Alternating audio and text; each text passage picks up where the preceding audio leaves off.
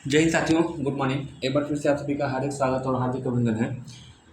Practice set number 11 समान अध्ययन समीक्षा अधिकारी सहायक समीक्षा अधिकारी की एक सीरीज है और इस सीरीज के अंतर्गत 10 महत्वपूर्ण प्रश्न होंगे जो कि स्पेशली समीक्षा अधिकारी सहायक समीक्षा अधिकारी के पेपर में आ चुके हैं। चैनल पे पहली बार आए हैं, चैनल सब्सक्राइब कर दीजिएगा, बेल आइकन को प्रेस कर दीजिए, क्योंकि ऐसे ही प्रतियोगी परीक्षाओं की दृष्टि से महत्वपूर्ण कंटेंट मैं आपको प्रोवाइड करता रहता हूँ। आइए शुभारंभ करते हैं आज के इस पहले प्रश्न का। देखिए, यहाँ पे दिया गया है, प्रथम बहुसंगीति का संचालन किसके द्वारा किया गया था? प्रथम बहुसंगीति का संचालन किसके द्वारा किया गया था? आनंद दिया है, महाकश्यप दिया है, मुगली पुत्र से दिया है और साव कबीर दिया है। अध्यक्ष की यहाँ पे बात हो रही है, तो पहले तो मैं प्रश्न का उत्तर दूंगा और उसके बाद जो है जितने महत्वपूर्ण तथ्य हैं संगीतियों से वो मैं आपके बारे में यहाँ पे डिस्कस करूंगा, है ना। पूछा गया है प्रथम बहुसंगीति का संचालन किसके द्वारा किया गया था, तो इस प्रश्न का जो सही उत्तर है यहाँ पे हो जाएगा, पहली बहुसंगीति राजगृह में होती है, सप्तपर्णी गुफा में, अजातशत्रु के शासनकाल में। और इसके अध्यक्ष कौन थे, तो आप कहेंगे महाकश्यप, है ना। राजगृह सप्तपर्णी गुफा बिहार में पड़ती है और अजातशत्रु का शासनकाल था। अध्यक्ष कौन थे? महाकश्यप आपके थे, पहली चीज। इसके अलावा अगर देखा जाए तो 3 अन्य महत्वपूर्ण संगीतियाँ आपकी होती हैं। दूसरी बहुसंगीति अगर बात करिएगा तो दूसरी बहुसंगीति आपकी जो है कालाशोक के शासनकाल में हुई थी, वैशाली में। और इसके अध्यक्ष कौन थे, तो आप बताएंगे साव कबीर। तीसरी बहुसंगीति का आयोजन पाटलिपुत्र में होता है अशोक के शासनकाल में और इसके अध्यक्ष जो है मोगली पुत्र तीसरे थे, है ना। पहले के महाकश्यप, दूसरे के साव कबीर और तीसरे के मोगली पुत्र। चौथी बहुसंगीति का जो आयोजन होता है वह आपका कश्मीर कुंडलवन में होता है और इसकी अध्यक्षता अगर पूछा जाए किसने की थी, तो वसुमित्र जो है इसके अध्यक्ष थे। तो प्रश्न एक था, लेकिन 3-4 क्वेश्चन आपको यहाँ पे मिल गए हैं। वीडियो को अंत तक देखिएगा, कापी पेन लेके बैठिए, सभी फैक्ट को नोट करिएगा, निश्चित रूप से जो है आपके लिए फायदेमंद होने जा रहा है। प्रश्न संख्या 2 की अगर बात कर लीजिएगा, यहाँ पे दिया गया है कि निम्नलिखित में से कौन सुमेलित नहीं है। निम्न में से कौन सुमेलित नहीं है? उकाई गुजरात में, पतरातू राजस्थान में, पेच मध्य प्रदेश में और डाभोल आपका महाराष्ट्र में। कौन सुमेलित नहीं है? उकाई दिया है गुजरात में, बिल्कुल सुमेलित है। उकाई परियोजना ताप्ती नदी पे है गुजरात राज्य में। पतरातू राजस्थान में दिया गया है। पेच परियोजना जो आपकी मध्य प्रदेश में स्थित है। डाभोल आपका जो महाराष्ट्र में है। ये दोनों आपको सुमेलित हैं। तो कौन सुमेलित नहीं है? पतरातू जो है एक भूतापी संयंत्र आपका है और ये आपका जो है झारखंड में पड़ता है, न कि राजस्थान में। तो इस प्रश्न का उत्तर ऑप्शन बी आपका यहाँ पे राइट हो जाना चाहिए। प्रश्न संख्या 3 की बात करिएगा, निम्न में से कौन विश्व का नवीनतम राष्ट्र है? ये आपसे पूछा गया है। इरिट्रिया, नामीबिया, दक्षिणी सूडान और अंगोला। देश का या विश्व का नवीनतम राष्ट्र का नाम पूछा गया है, दक्षिण अमेरिका में स्थित है, अफ्रीका महाद्वीप में स्थित है। ऑप्शन सी इसका हो जाएगा यहाँ पे राइट, साउथ सूडान, यानी दक्षिणी सूडान जो है इसका आपका सही उत्तर है। और अगर आपसे पूछ दे कि दक्षिणी सूडान किस नंबर का आपका बना था, तो क्रम बता दीजिएगा 193, है ना। 193 नंबर का यूएनओ का मेंबर ये बना था और इसकी राजधानी, दक्षिणी सूडान की राजधानी, कमेंट सेक्शन में आप मुझे कमेंट करके बताएंगे। प्रश्न संख्या 4 की बात करिएगा।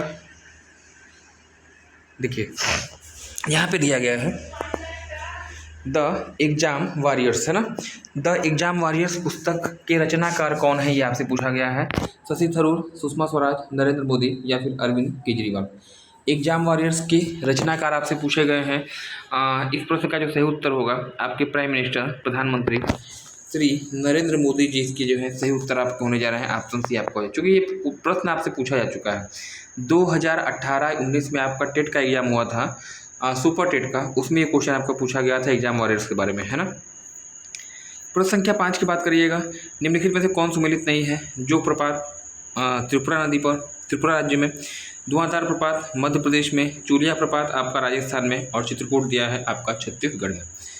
पूछा गया है कौन सुमेलित नहीं है, तो एक तरफ आपका वाटरफॉल्स है, एक तरफ आपका राज्य है, ये आपसे पूछा गया है। जोग प्रपात आपका पड़ता है त्रिपुरा, दिया गया है। देखिए, त्रिपुरा तो गलत, देखिए जोग प्रपात की लोकेशन जो है आपकी त्रिपुरा में नहीं है, बल्कि ये जो आपकी पड़ती है, कहाँ पड़ती है, तो आप बताइए। कर्नाटक में इसकी जो है लोकेशन होगी, सारावती नदी पर, है ना। जोग प्रपात को आप गरसुप्पा प्रपात भी कहते हैं, इसी को आप महात्मा गांधी प्रपात भी कहते हैं। गरसुप्पा प्रपात, गरसुप्ता प्रपात जो प्रपात के नाम से जाना जाता है, इसकी लोकेशन कहाँ पे है? कर्नाटक में। धुआंधार प्रपात आपका मध्य प्रदेश में है, तो आपका बिल्कुल सुमेलित है। नर्मदा ने इसका निर्माण किया है धुआंधार, जबलपुर में।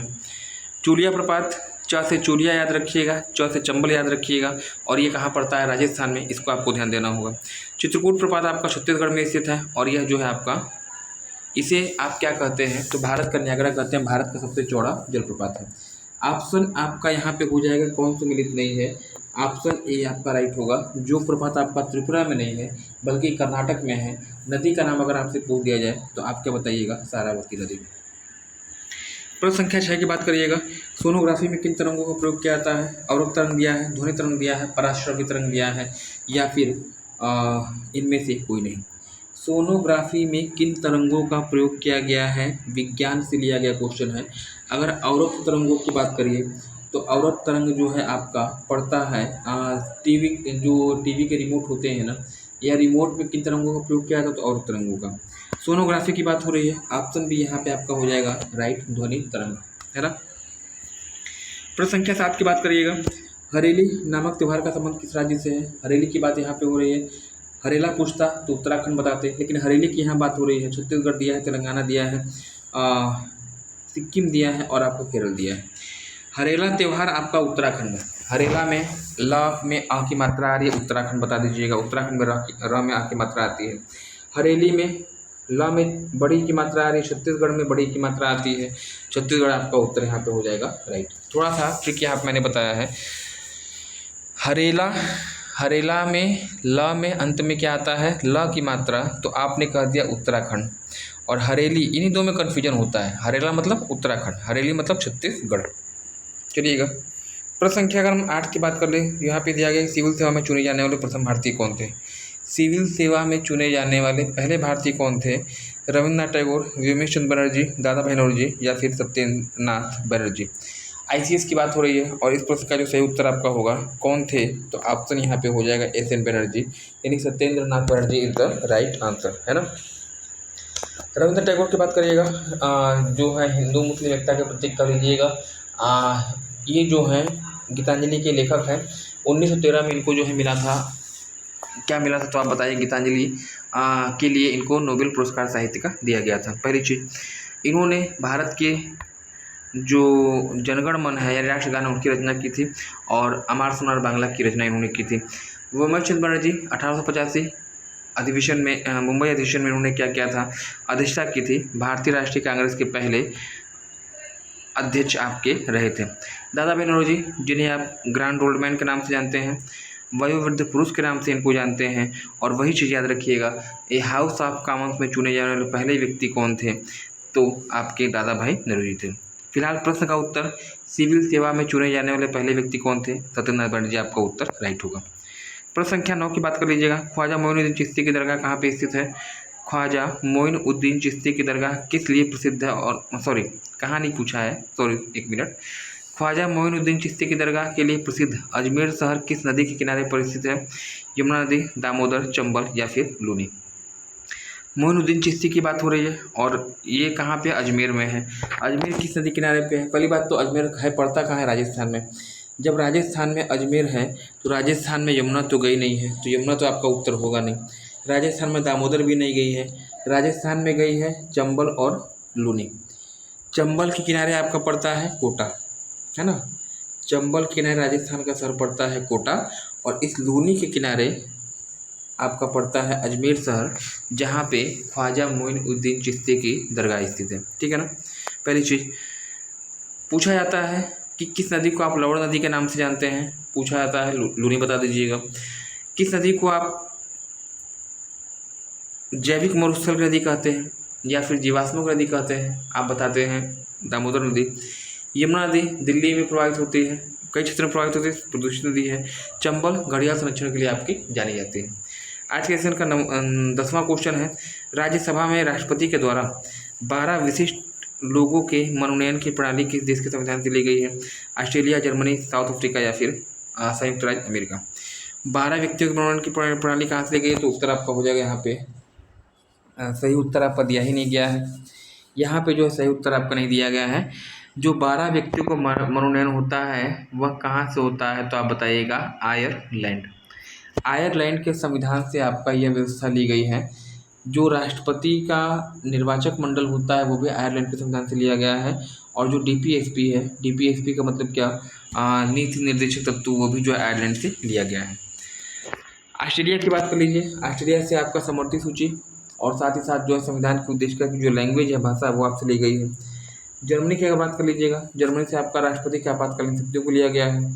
साउथ अफ्रीका की बात करिए तो संविधान संशोधन की प्रक्रिया ली गई है। संयुक्त राज्य अमेरिका की अगर बात कर लीजिएगा तो यहाँ से मौलिक अधिकार, न्यायिक पुनर्वलोकन, उपराष्ट्रपति की व्यवस्था और उद्देशिका का जो विचार है वो आपका दिया गया है ना। चलिएगा 11, देखिए 10 वो आपका उत्तर यहाँ पे हो गया। अब विषुवत रेखा और ग्रीनविच रेखा एक दूसरे को किस महासागर में काटते हैं, कल मैंने आपसे प्रश्न पूछा था और इस प्रश्न का उत्तर आपको बताना है ना। दोनों कटान बिंदु कहाँ पे हैं, तो आप कहें गिनी की खाड़ी। एक खाड़ी पड़ती है, एक खाड़ी आपकी पड़ती है, नाम है गिनी। गिनी की खाड़ी की लोकेशन कहाँ पे है, अटलांटिक महासागर में। गिनी खाड़ी में इनका कटान बिंदु है और यहाँ पे जो है आपका उत्तर इनमें से कोई नहीं होने जा रहा है। अटलांटिक महासागर इसमें ऑप्शन में नहीं दिया गया है ना। आज का प्रश्न, इस प्रश्न का उत्तर भी आपसे अपेक्षित होगा। पूछा गया है निम्नलिखित में से कौन सा रोग वायरस के कारण होता है, हैजा, डिप्थीरिया, हेपेटाइटिस या फिर मलेरिया। कौन सा रोग जो है वायरस का होता है, आपसे पूछा गया है। कमेंट सेक्शन में इस प्रश्न का उत्तर जो है आपका अपेक्षित होगा। तो आज के लिए फिलहाल इतना ही। उम्मीद है कि आप सभी को ये सेशन पसंद आया होगा। चैनल पर पहली बार आए हैं, चैनल सब्सक्राइब कर दीजिएगा, बेल आइकन को प्रेस कर दीजिएगा, क्योंकि ऐसे ही प्रतियोगी परीक्षाओं की दृष्टि से महत्वपूर्ण कंटेंट मैं आपको प्रोवाइड करता रहता हूँ।